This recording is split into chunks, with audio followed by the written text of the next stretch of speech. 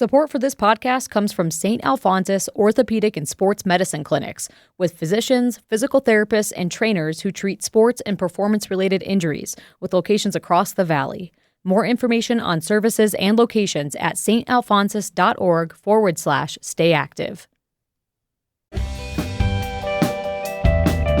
Idaho is a big state, and it covers a lot of territory.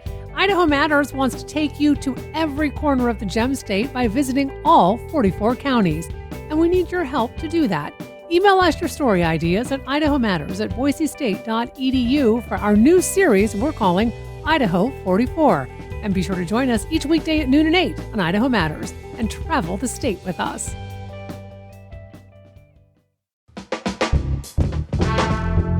From Boise State Public Radio, this is The Connector. It's Idaho's Daily News. Good morning. I'm George Prentice.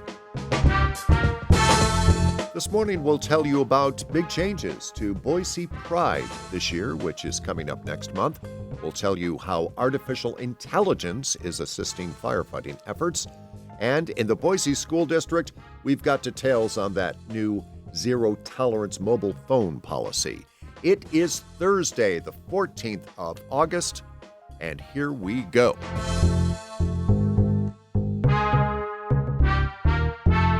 On the first day of school Wednesday, some parents in the West Ada School District received a troubling email. They were told that an employee at Eagle Hills Elementary School was no longer employed by the district. That after the employee allegedly shared what officials said was a concerning video on social media. Officials added that the video was reportedly about 15 years old and did not contain any child sexual exploitative material, but had some violent language. Officials would not comment further, saying it was a personnel matter other than to say it was reported to law enforcement. Now to the Boise School District, where this year the district is enforcing a new zero-tolerance mobile phone policy.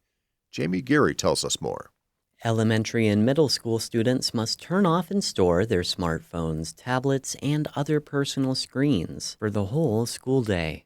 High schoolers can take them out during lunch and breaks between classes. Dan Haller is the district's public affairs administrator. He says the district believes less device use will help students stay more engaged with both their classes and classmates. They're more focused on creating those one-on-one relationships, not only with their teachers, but also with their fellow students as well, and that's a positive. Haller says in emergencies, parents and guardians can use an app called Parent Square, allowing them to message teachers and receive urgent notifications from schools. Last year, Brad Little signed the Phone-Free Learning Act, offering a $5,000 reward to school districts that make new phone restriction policies.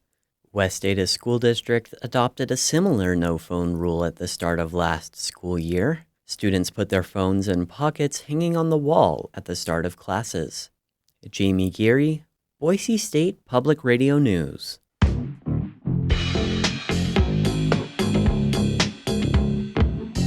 An influential Christian nationalist lobbying group here in Idaho said it did not defame a North Idaho drag queen by saying that he had exposed his genitalia during a performance in Coeur d'Alene in 2022. James Dawson reports. Attorneys for both sides asked an Ada County judge on Wednesday to rule himself whether the Idaho Family Policy Center should be held liable for its statements. Its president, Blaine Canzati, wrote a newsletter shortly after Eric Posey's drag performance that he had reviewed footage of it and that Posey's genitals were exposed. The Coeur d'Alene prosecutor's office said it also watched footage and found his genitals were never shown. Canzati's lawyer argued his client never intended to hurt Posey and that he believes his statements are protected as opinions. 4th District Court Judge Patrick Miller said an unknown bulge in the video is inconclusive and that there might have only been incidental exposure by zooming in and altering the video's brightness. Miller says he expects to have a decision in the coming weeks. James Dawson, Boise State Public Radio News. On the fire watch in Valley County, the rock fire is burning south of Tamarack and has now burned about 2,000 acres. The sheriff's office has issued an alert of ready telling residents that they indeed should be ready for possible evacuation. Meanwhile, advances in artificial intelligence technology is helping firefighters in the region detect fires quicker and more accurately. Lauren Patterson is with Northwest Public Broadcasting.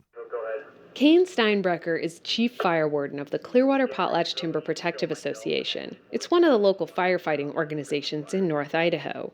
Yeah, it's shaping up to be a typical fire season so far. 4 years ago, AI cameras were installed at checkpoints throughout the region. He pulls up a view of multiple landscapes on a monitor. They take a 360-degree panoramic photograph every 2 minutes. It will compare the one that it just took to the one that it took prior. If the AI detects a difference between photos, the image is sent to a control center in California. A person double-checks the photos and sends an alert if it looks like smoke. With hunting season around the corner, Steinbrecher says to make sure your campfires are dead out. I'm Lauren Patterson in Orofino. At Boise City Hall yesterday, city agencies and departments got a full briefing on this year's Boise Pride Festival coming up next month. The setting was the special events team meeting, where administrators in multiple city departments plus first responders are briefed on all major upcoming events. This year, Boise Pride will be moving. Here is Joseph Kibbe, Vice President of Boise Pride. So for Boise Pride Festival 2025, obviously, I think the biggest thing for us is that we're moving back to Ann Morrison Park. So our footprint has changed and more is self-contained into an event space rather than doing a kind of an urban feel for a festival downtown. So I think this will help alleviate some of the stress on the downtown core. Indeed, there have been some political shadows cast on the Pride community this year, with restrictions coming from the far right of the state legislature, but the insistence from Boise officials that a Pride flag indeed should fly in front of City Hall. A little different this year. Headwinds have been a little strange, but I think the Pride Festival has done a really good job about remaining resilient and resourceful this year as we work through. Boise Pride is September 6th and 7th in Ann Morrison Park. This will be the 36th year of Pride in Boise. And again, organizers like to hold Boise's event in September, they say, to draw from attendees who may come from Boise State or CWI. Les Collin is over at the National Weather Service office in Boise. Les, happy Thursday. Hey, good morning, George. And first of all, I know yesterday was another hot day here in the Treasure Valley. How hot was it in Boise? It was 98 was for the high. Okay, right near the forecast. And by the way, what should be our high temperature today? Today's high should be 92, and next 2 days will be close to that number. All right. So tell us what we can expect in the forecast for today. Just a little cooler and breezy in the afternoon. Another sunny day, but at least it'll be close to normal temperatures. Okay, and those winds you said just breezy, so it sounds pretty pleasant. Yes, northwest wind this afternoon will be 10 to 15 miles an hour. Okay, and how about Friday and into the weekend? Friday looks similar to today. Saturday, same thing. But Saturday night into Sunday, there's a storm system coming out of the North Pacific, and we're going to be on the fringe of it, so we'll get at least clouds. And at this point here, a slight chance of showers and thunderstorms. And I'm not alone in saying I think we sure could use some precipitation. Oh, yeah.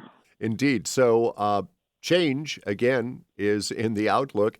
And Les Collin is on the watch along with his colleagues at the National Weather Service office. And for that, thank you. And Les, thanks for giving me some time this morning. Thanks, George. And that is today's episode of The Connector. I'm George Prentice. We will see you back here on Friday. To stay in touch with the news between now and then, why not check out BoiseStatePublicRadio.org, or better yet, download the free Boise State Public Radio app. And thanks for listening.